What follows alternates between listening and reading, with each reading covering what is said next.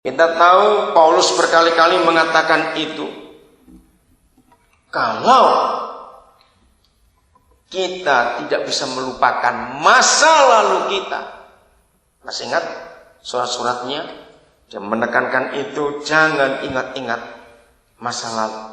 Ayo kita ke depan. Arahkan pandangan kita kepada panggilan hadiah dari surga itu. Itu kata-kata bagus. Yang belum tahu ayat yang catat, Filipi 3 ayat 13-14. Filipi 3 ayat 13-14. Nah, saudara, setan punya cara untuk membuat kita tidak bisa maju. Paling gampang caranya, dia akan bawa kita terus-menerus kepada masa yang lalu. Dan kita gak bisa maju kalau begitu. Maka itu semanis apapun dan sepahit apapun, masa lalu harus kita tinggalkan. Jadi ingat, iblis akan tarik kita ke masa yang lalu untuk membuat kita tidak bisa maju. Maka itu kalau ada orang Kristen yang suka berkata seandainya. Nah, orang yang suka berkata seandainya, dia hidup pada masa yang lalu. Seandainya tahun 84 pacarku gak mati, aku sudah kaya sekarang ini loh. Seandainya tahun 84, ini sudah dekat 2008. Berarti orang itu hidup ketinggalan 24 tahun. Seandainya suamiku gak mati tahun 94 yang lalu. Seandainya. Siapa yang suka mengucapkan kata seandainya, bertobat hari ini dalam nama Yesus. Iblis dan menarik saudara mundur. Tapi ada yang lebih kurang ajar lagi. Kalau ada orang Kristen yang pelupa, jadi nggak bisa ingat masa lalu, puji Tuhan, setan nggak bisa cara. Maka setan akan dorong orang itu kecepatan ke depan. Ini serius ini. Baca Alkitab. Kalau saudara tertawa berarti saudara belum pernah tahu rahasia. Jadi kalau setan nggak bisa tarik kita mundur, dia dorong kita maju. Nah, saya meneliti ini. Kristen yang didorong oleh iblis untuk kecepatan ke depan. Maka kata-kata yang sering muncul adalah jangan-jangan. Kenapa ini? Inilah orang yang khawatir masa depan. Orang yang khawatir masa depan itu karena kecepatan ke sana. Masih tanggal 2 Desember 2007, tapi dia sudah di bulan Juli 2009. Wih, jauh benar. Kenapa? Karena Juli 2009 dia mau kawin. Jadi khawatir dulu sekarang. Bisa bayangkan model dua orang ini hidupnya aneh sekali. Yang satu ke belakang terus, yang satu kemajuan terus. Jadi itu orang gak pernah eksis di hari ini. Dan itu pasti makhluk halus. Lo betul gak, John? Kalau kita gak bisa eksis di hari ini, kan itu kan makhluk halus. Maka itu mengapa ukuran Tuhan kita adalah hari ini.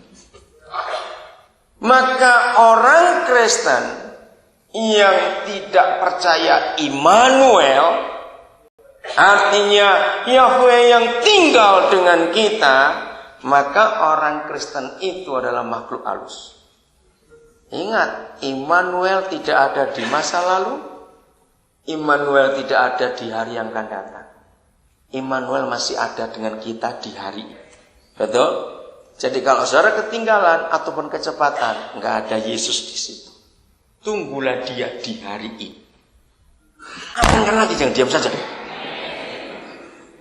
Berarti banyak orang Kristen yang tidak hidup dengan Yesus. Karena kalau nggak ke belakang kecepatan, dah gitu saja. Ayo, maka itu suka berkata seandainya, jangan-jangan. Wih, itu orang paling celaka di dunia itu. Berarti hidup yang di zaman kapan kamu ini? Karena Kristen kita tidak eksis di hari ini, maka orang-orang yang sekitar kita nggak bisa lihat Yesus. Karena kita invisible. Betul, nggak kelihatan. Kamu tuh di mana sekarang? Harusnya kita ada di hari ini. Nggak usah di hari esok, belum nyampe. Sombong sekali, baru jam berapa? 7:30.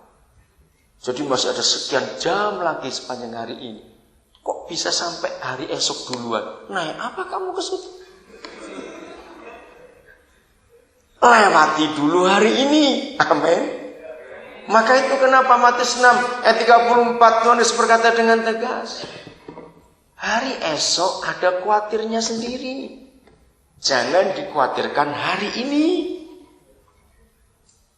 Itu firman yang luar biasa. Saya ingin semua orang Kristen bisa menjadi penasihat dan berbicara di dunia sekuler dengan konsep-konsep ini. Nggak usah bilang Tuhan, nggak usah bilang agama. Ajari mereka dalam hidup sehari-hari. Dan di Alkitab kita ada semuanya itu. Dan itu sungguh luar biasa. Jadi dunia nggak takut dengan kekristenan. Dunia nggak takut dengan Yesus. Karena kita bukan agama. Kita adalah kehidupan dengan Yesus. Alkitab kita adalah satu-satunya. Dengarkan. Alkitab kita adalah satu-satunya kitab suci di dunia ini. Satu-satu. Jadi nggak ada dua. Yang di dalamnya menggunakan waktu present tense. Maka itu Alkitab kita adalah satu-satunya kitab suci yang paling banyak berbicara pada hari ini. Pada hari ini. Pada hari ini. Khususnya perjanjian lama. Bapa kita Yahweh yang kekal itu paling banyak bicara pada hari ini. Pada hari ini. Yang belum pernah tahu hari ini mulai buka. Nah, kitab suci agama lain tidak ada kata pada hari. Mereka tidak punya waktu present tense. Kalau mereka nggak bicara pakai kata past tense, ya future. Maka itu berada pada masa itu, pada suatu saat. Saudara, nyatakan kebenaran ini. Orang kan heran. Berapa banyak tokoh agama saja diskusi. Bukan mau bantah-bantahan, saya cuma bicara. Kalau hanya Bapa kita yang berfirman di firman-Nya pada hari ini, berarti Alkitab ini up to date. Katakan amin. Dia berlaku sepanjang zaman. Karena waktunya selalu hari ini. Hari ini. Hari ini. Itulah waktu Bapa kita. Dan kita harus hidup dengan waktu itu. Mau gak jadi orang aneh mulai hari ini? Orang aneh itu apa? Ayo jawab. Orang aneh itu apa? Hidupnya kalau gak masa lalu, ya kecepatan ke depan. Itu orang aneh. Jangan kumpul orang seperti itu, menakutkan. Karena dia gak eksis di hari ini. Jadi kata seandainya, jangan-jangan, awas kamu ucapkan lagi. Kalau kita lihat Daud, katanya bagus. Saudara lihat waktu ngadepi Goliat, baca. Pada hari ini, heran. Saudara, waktu Daud maju, sayang penulisan Alkitab, ya beda Samuel waktu itu. Kalau justru sekarang, bahasanya kan ini. Ketika Daud maju, kan ditulis Goliat itu tertawa. Karena yang datang anak kecil, nggak bawa pedang, nggak bawa tombak, bawa tongkat gembala. Lalu Goliat berkata, lu kira gua anjing? Lalu datangin aku pakai tongkat? Maka selalu terus, maka Goliat tertawa sampai sakit perut. Karena geli gitu. Ini anak ini ngapain kesini? Geli sekali buat Goliat. Maka Daud berkata gitu, pada hari ini.